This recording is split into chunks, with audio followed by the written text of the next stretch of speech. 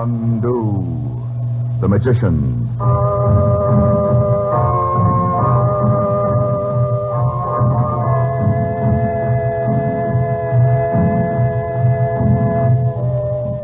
Good evening, ladies and gentlemen. We present for your enjoyment Chandu, the magician. Before our drama starts, we would like to ask you a question. Had you noticed, perhaps, how difficult it was to buy White King in the years we've just passed through? There were other kinds of soaps on grocers' shelves, often in abundance, but seemingly so little White King. Well, White King is made largely from precious nut and vegetable oils. These were scarce. We couldn't begin to fill demand for our soap, and we wouldn't sacrifice quality. The ladies who are our customers are intelligent people. And so, when a package of White King did appear on a grocer's shelf, it was quickly bought and taken home and treasured as perhaps no other soap has ever been. Maybe you haven't tried this different kind of soap. It will do so much of your work for you that you too will say, I love White King soap.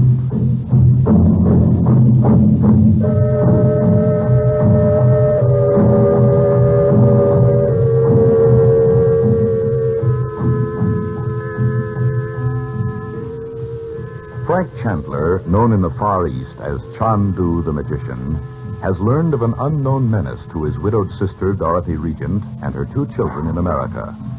Unexpectedly, he arrives at their home in Beverly Hills. There, he discovers that one wing of the house contains the library and laboratory of Dorothy's husband, an internationally famous scientist. But the underground rooms have been locked since Regent's death at sea 9 years ago. Searching them, Chandler finds that important drawings and formulas have somehow been stolen. Chandu, the magician. Don't look like that, Mother. You couldn't help it. Oh, yes, I could. I could have destroyed everything in here years ago. But no. I just turned the key on it and left it. All those dangerous secrets for someone to find. Well, there's no use wringing your hands about it now, Mom. Well, let's go back upstairs and call the police. And tell them what, Bob? Why, tell them we've had a burglar. But we have no idea what he took. A sheet of paper or a set of blueprints? We don't even know when the man got in here. Frank, there's nothing we can do, is there? I hope so. I saw the fellow, you know. You certainly can't call the police. Tell them you saw the man in a crystal ball away over in India. Well, this isn't a matter for the police, Dorothy. Look here, let's give this up for tonight. We found out that I was correct in thinking something was wrong here. That letter of Daddy's sounds as if he was making an atomic bomb or something. Oh, Betty, don't. I'm sorry about this, Dot. It would have been hard enough for you to walk in on all of Robert's things, even if we found nothing wrong. Come along, we'll leave the rest for tomorrow. Well, I still can't see how anyone could have got in here. And even if they did, how could they find these stairs under the Buddha? Uncle Frank found them. Oh, he knew they were here, didn't you, Uncle Frank? Well, knowing your father, I thought he might make use of the Buddha. He must have been quite a guy. I never realized it before. Turn off the lights down there, would you, Bob? I will. Well, show me how the Buddha works. Well, you just press this bronze lotus here, the third from the right. Oh, I see. It's just an electrical contact. Uh-huh. The statue turns around so the pedestal covers the stairway. Oh, yeah. You'd never know the stairs were there at all. Unless Dad told somebody. Well, he surely wouldn't go to all that trouble to hide the stairway and then tell someone. Hey, what's that? It's the sound we heard before. Frank, where are you going? Come on, all of you. Hurry. Where? Into the living room. It's the psychic summons. Oh, no, Frank, please. And don't be afraid. You'll probably hear it often. It means there's a message for me. Look at the crystal ball over there. It's kind of shining, as if there was a light inside. Now sit down quietly, everyone. Look into the crystal. The picture comes up in the glass like developing a film. It's a room. An oriental room somewhere. Egypt. How do you know, Uncle Frank? I just know, Betty. There she is. The woman coming through the door. In regular Egyptian clothes. Even to the veil. And, Mother, those bracelets. And that wonderful necklace. Oh, she's cute. Do you know her, Frank? It's Nadji. The princess who gave you the emerald ring you gave Mother? Yes. Oh, But I don't understand this. What message is there here for me? She's just sitting there on a divan thing like she was waiting for somebody. Oh, I see now. There's a man coming into the room. What an evil face. Gray. and really wicked. Do you know who he is, Uncle Frank? No. This must mean something to me, or I wouldn't have received the summons. I have told you I will have nothing to do with it, nor with you. My service is for my country. Your plans are for yourself. And why not? Who else can measure up to me? You think I have spent my life in endless experiments to learn what I know, only to abandon it or present it to someone else? I will not discuss it, Roxor. You and I have been like two travelers on a road together. But now the road divides. I will not go your way. Suppose I insist. Suppose I demand. Of me? You have forgotten who I am. Ah, you're only a woman. Weak, sentimental. It is like you to mistake decency for weakness. You are... I am Roxor. Never forget it. What does that mean, Frank? Yes, you are Roxor, but you are not all-powerful. And I will tell you something, my friend. Everyone seems to fear you, but I do not. Men bend before you like wheat in the wind, but I do not. If you will not bend, then you shall break. You think you can stand in my way now? Whoever has, think. Browsing for Richmond, the Schumann, Vanderhoff, they will stand up. They've all been swept away. Be more quiet. You cannot frighten me. I will say only this to remind you. What of the American? The American? Has he been swept away? Has he bent or broken? You know it is not so. The American. Yes, he still resists. You can still fling his name at me and mock me. The time is coming soon when he too will break at last. I will have the means soon. Do you hear me? Regent can be forced to death. Oh! That Regent. You heard him, Frank. Yes, I heard. Oh, why do I always break the spell, or whatever it is that makes it possible for us to see those things? Can't you bring the picture back? It's no use, Dorothy. You're too upset. The only time you can ever see anything in the crystal is when your mind is calm. But that man did say something about Robert. He sounded as if Daddy was still alive. He sure did, but that doesn't mean he is. He seemed so certain.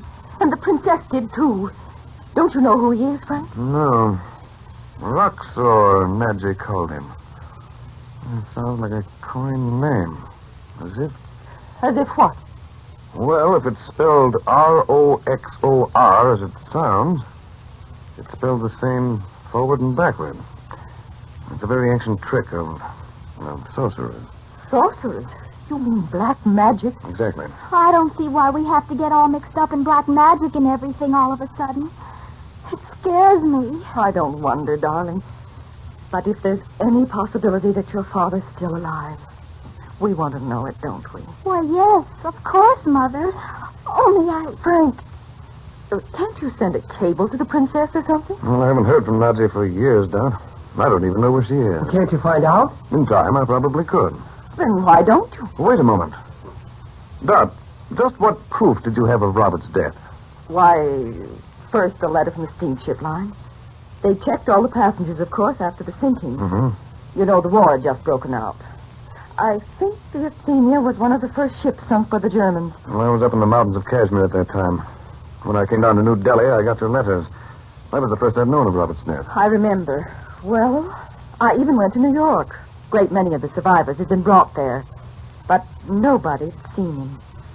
Oh, it can't be possible he's alive. if he was, why wouldn't he have written to us? Well, I told you down there in Dad's room, maybe he had amnesia or something. Well, even if he had, Bob, if he'd been pulled out of the sea, it would have been reported to the steamship line or the British government. Oh. Well, then, what did the princess and that Roxor mean? It seems to me I'd better go over and find out. Go clear over to Egypt? Yes, why not? But you said you didn't know where the princess was. I don't.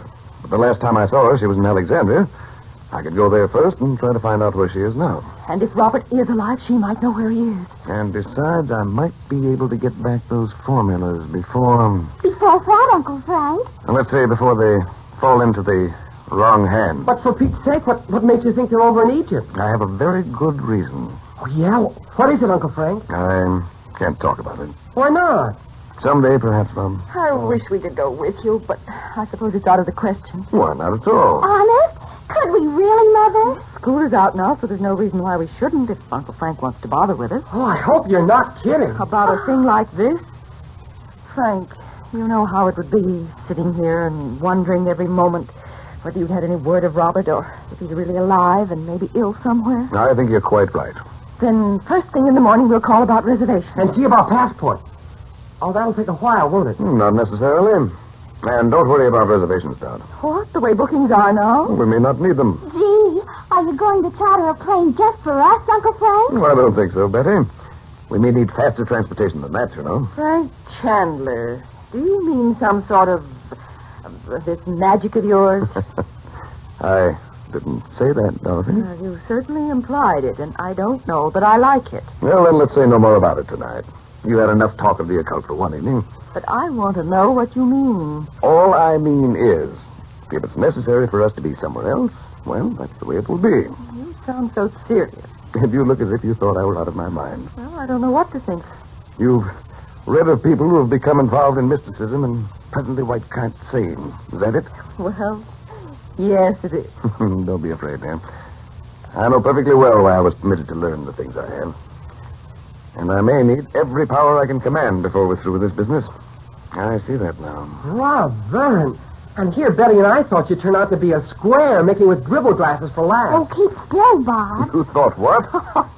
For once, I'm glad to hear that kind of talk. It sounds so normal.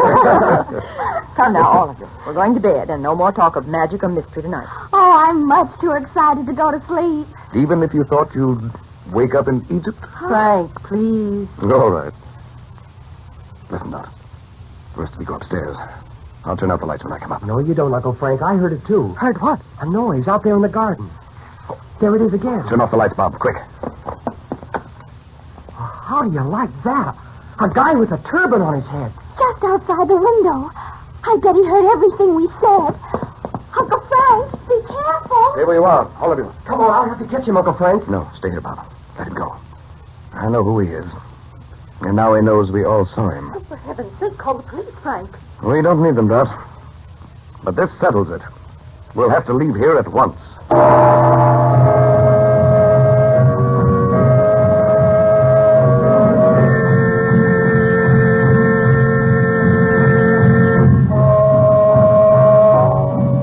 Before we bring to a close our drama this evening, may I say something to the ladies on the subject of hands? There is an extra special quality in White King soap that is extra specially kind to hands. And I'll tell you what it is. If you use the kind of soap that needs hot water to make it work, your hands are liable to be rough and red, no matter what kind of soap it is, or what claims are made for it, or what it contains. But listen, White King, with its nut and vegetable oils, doesn't need hot water. In washing machine or dishpan, for heavy clothes or filmy, fragile things, White King washes the dirt away in water that's just about body temperature. Ever hear of anything like that? No wonder millions and millions of ladies say, I love White King soap. That's what you'll say, too.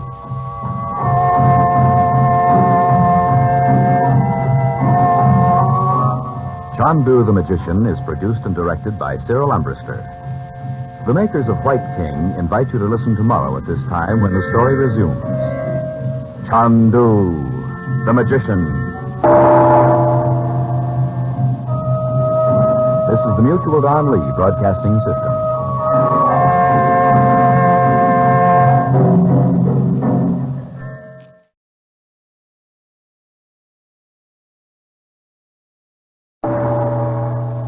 Chandu the Magician.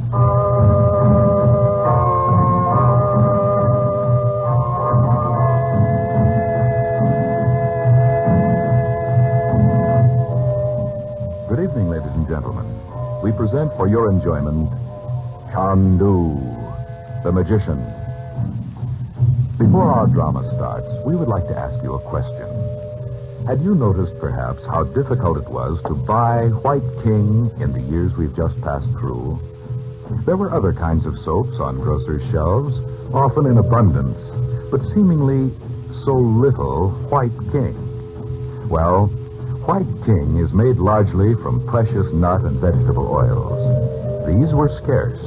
We couldn't begin to fill demand for our soap, and we wouldn't sacrifice quality. The ladies who are our customers are intelligent people. And so, when a package of White King did appear on a grocer's shelf, it was quickly bought and taken home and treasured as perhaps no other soap has ever been. Maybe you haven't tried this different kind of soap. It will do so much of your work for you that you too will say, I